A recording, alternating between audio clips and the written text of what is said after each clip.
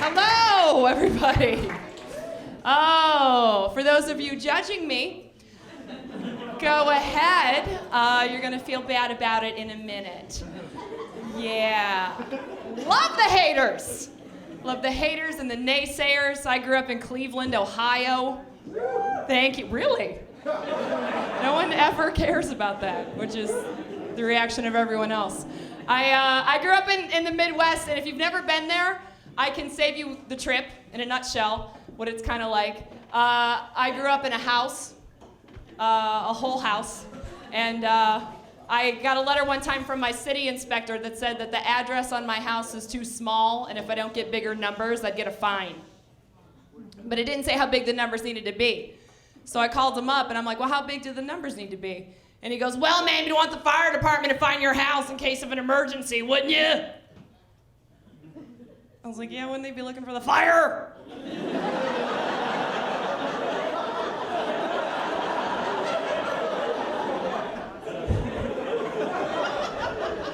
Scared the hell out of me, man.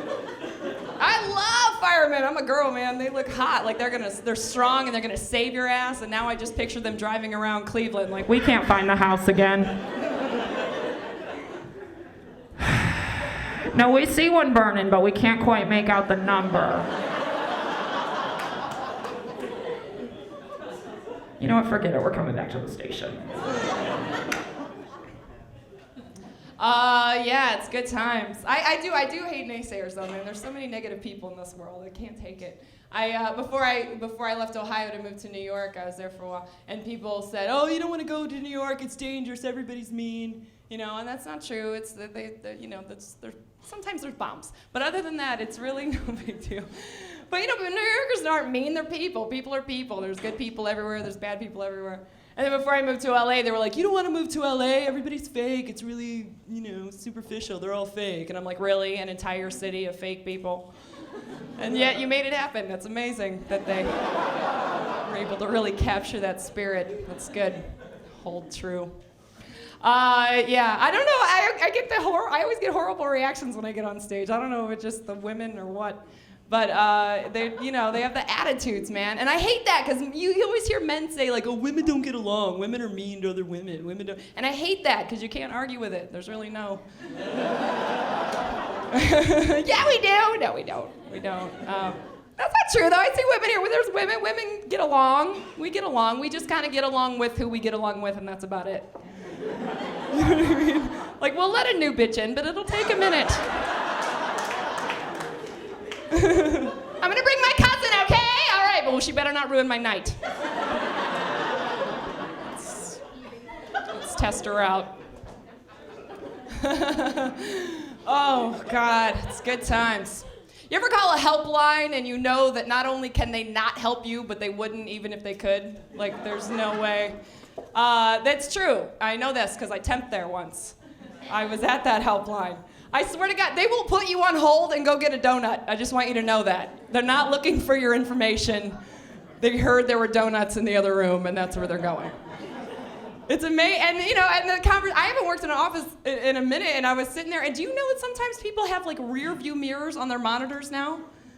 They do. That's, like, a new thing, and I don't know if that's, like, because they're looking for their bosses or their dreams. What are they looking for? Matt. Was that too close to home for some of you? That's not my fault. That's not my fault. Yeah, so I'm at the new place. And I always listen, I want to fit in with everybody. I want to be part of the group, And I heard the one girl talking about the other girl, and she goes, "Oh, did you hear Kendra had her second baby?" And she's like, "Wow, she did already?" And I was like, "Oh, who's Kendra?" And they're like, from E! Like, they act like these people are their friends or something. They're talking about them like they know these people. They also, one of my favorite things they did was sometimes people will call up and they'll put them on hold and then talk about you. They'll say, like, they'll put them on hold and be like, "This mofo wants to know, blah, blah, blah." Like, whatever it is. And I'm like, that is why the mofo called you. You are the helpline. Help him. Help him. You ever go back to your old neighborhood where you grew up? I go home sometimes to visit. And you ever like go back, you know, you kind of drive around your old neighborhood and you're like, oh, look, that's still there. Oh, that's still there. Where I'm from, I'm like, that is still there. That should be condemned. That should come down now. That is a safety hazard at this point. Although the last time I went home, the one thing was different. The old Country Time buffet restaurant was converted to a funeral parlor. No, it was great, but they didn't change anything but the sign. It looked like a buffet funeral parlor. No, it was nice though. It's you put the casket on ice in the middle, like the centerpiece, and then you just put the food right around that. No, it's fantastic. It saves everyone time. They call it wake and bake. It's $9.99, all you can mourn. Which is a steal in this economy, I think. It's a good deal. Was that a little morbid? I'm sorry. You're really gonna hate this one. Yeah, so I went home to visit my mom because she was getting chemo. And before I tell this, let me just say she's fine, everybody. Okay, she's good. We're in remission. Hair's grown back. We're good. All right, yeah, thanks. It's for her. She did it. I had nothing to do with it, but she's good. But anyway, what I can't believe is how rude people can be in this day and age. It's amazing. You ever share like a personal tragedy or just something personal with someone, and then they're just so complete. I went back home to visit my mom. She's getting chemo, and I'm getting my hair did. And I didn't know this woman. It was a new girl, and I'm like mid-dye, okay? And she's chatting me up, and she's like, oh, what are you doing back in Ohio? And I said, oh, well, I'm visiting my mom. She's getting chemo. I wanted to be here for that. And she goes, oh, does she have to have radiation?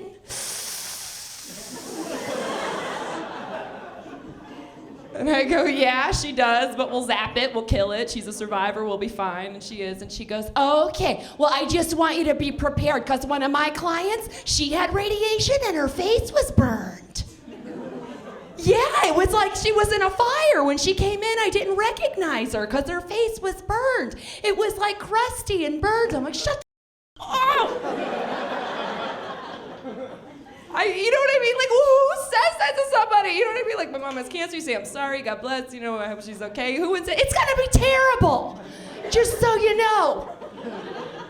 Oh my God, I didn't know what to do. I wanted to hit her. I didn't know what to do, you know, but I practice peas. I try to, you know, and I'm like, oh my God. Oh, I would never be so, and then a little bit later, she was telling me how she's 37 and having her first baby, and she's a little nervous. Because, you know, after 35, a woman has to take precautions, and I said, well, I'm sure it'll be retarded.